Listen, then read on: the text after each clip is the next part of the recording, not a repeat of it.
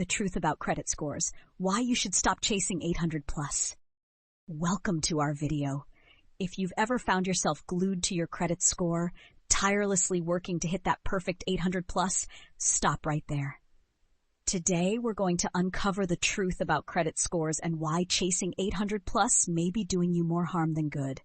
Spoiler alert, you don't need a perfect score to unlock life's biggest financial opportunities.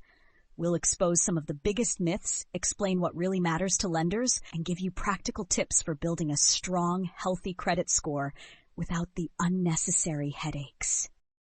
Let's dive in. Let's start with the basics. What is a credit score and why does it matter in the first place? A credit score is essentially a 3-digit number that represents your creditworthiness, meaning how likely you are to repay money you borrow. Lenders use this score to decide whether to approve your application for loans, mortgages, or credit cards, and to determine what interest rate you'll receive. This magic number is calculated based on 5 main factors. Payment history. Have you paid your bills on time? Credit utilization. How much of your available credit are you using? Length of credit history. How long have your credit accounts been open? Credit mix. Do you have a variety of credit types, such as credit cards, loans, etc.? New credit hard inquiries. How often are you applying for new credit? Now here's where things get tricky. A lot of people get caught up in the higher is better mentality when it comes to credit scores. But is a perfect score really worth it? That brings us to our next point. It's time to bust some common credit score myths that are pushing many people to obsess over that elusive 800 plus. Let's explore 3 of the biggest misconceptions about credit scores. Myth 1, higher scores always lead to better financial offers. Contrary to popular belief, a perfect score of 800 plus doesn't always score you better interest rates. In reality, many lenders consider a credit score in the mid to high 700s to be good enough to qualify for the same approvals and benefits as someone with an 800. The difference in rates between a 770 and an 820 is minimal to non-existent in most cases. Myth 2, credit scores are the only factor lenders care about. Here's a reality check. While your credit score is important, it's only part of the picture. Lenders also look at payment history, a consistent track record of paying bills on time. Debt-to-income ratio, how much debt you owe compared to your income. And income streams. They want to know you have the ability to repay.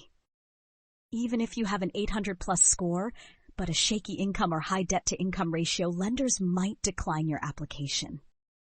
Myth 3, micromanaging your score will skyrocket your number.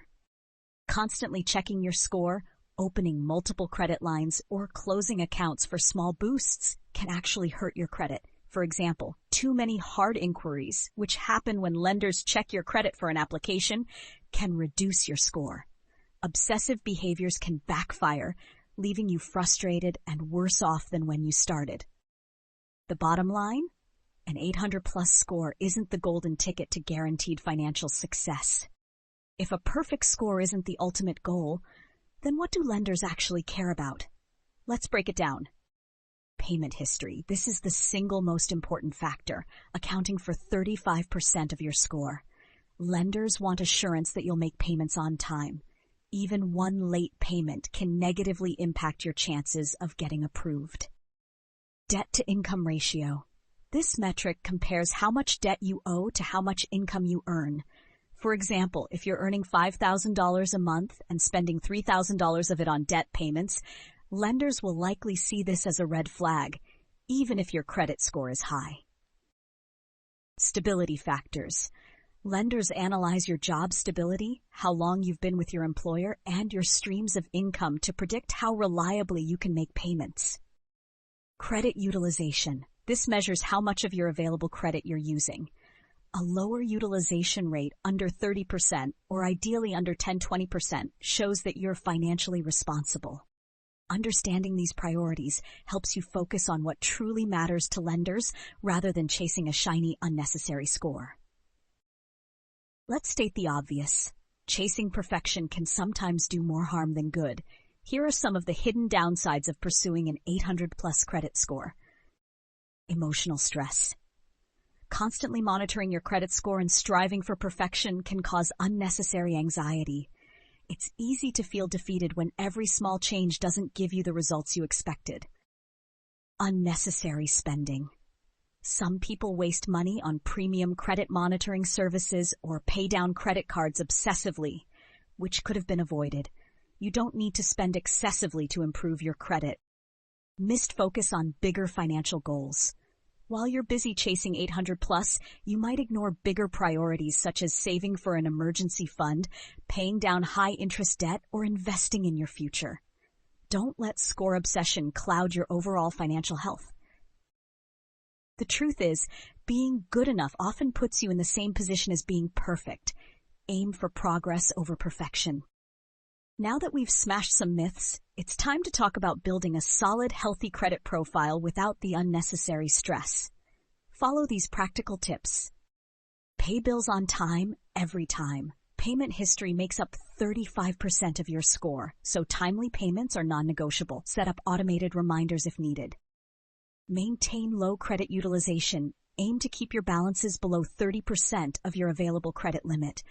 Ideally, keeping this number between 10 to 20% will help highlight your financial responsibility. Don't over-apply for credit. Too many new credit applications in a short time can hurt your score. Be strategic and apply only when absolutely necessary. Build credit intentionally.